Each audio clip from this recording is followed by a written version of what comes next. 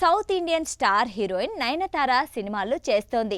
కానీ ప్రమోషన్స్ పై పెద్దగా ఆసక్తి చూపదు. సినిమాల్లో నటించడం వరకే తన పని అన్నట్లుగా తన పనేదో తాను చేసుకుంటూ పోతుంది. అయితే ఇటీవల చిరంజీవి మనశంకర వరప్రసాద్ గారు మూవీ కోసం మాత్రం ఆ రూల్ బ్రేక్ చేసింది. ప్రమోషనల్ వీడియోలో కనిపించడంతో పాటు సక్సెస్ మీట్లోనూ పాల్గొని సందడి చేసింది. తాజాగా మరోసారి ప్రమోషన్స్లో కనిపించి అభిమానులను సర్ప్రైజ్ చేసింది. నయనతార నిర్మిస్తున్న latest movie love insurance company.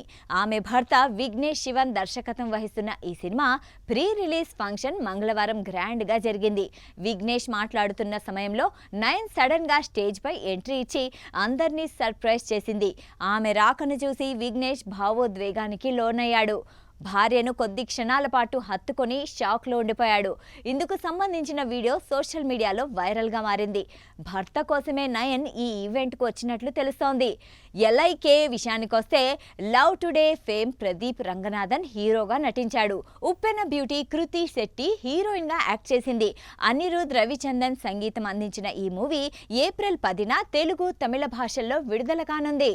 సాక్షి టీవీ ప్రసారాలను నిలిపివేయటం చట్టరీత్యా నేరం.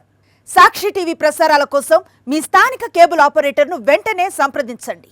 డిటిహెచ్లో, ఇంటర్నెట్లో కూడా సాక్షి టీవీ ప్రసారాలను వీక్షించవచ్చు.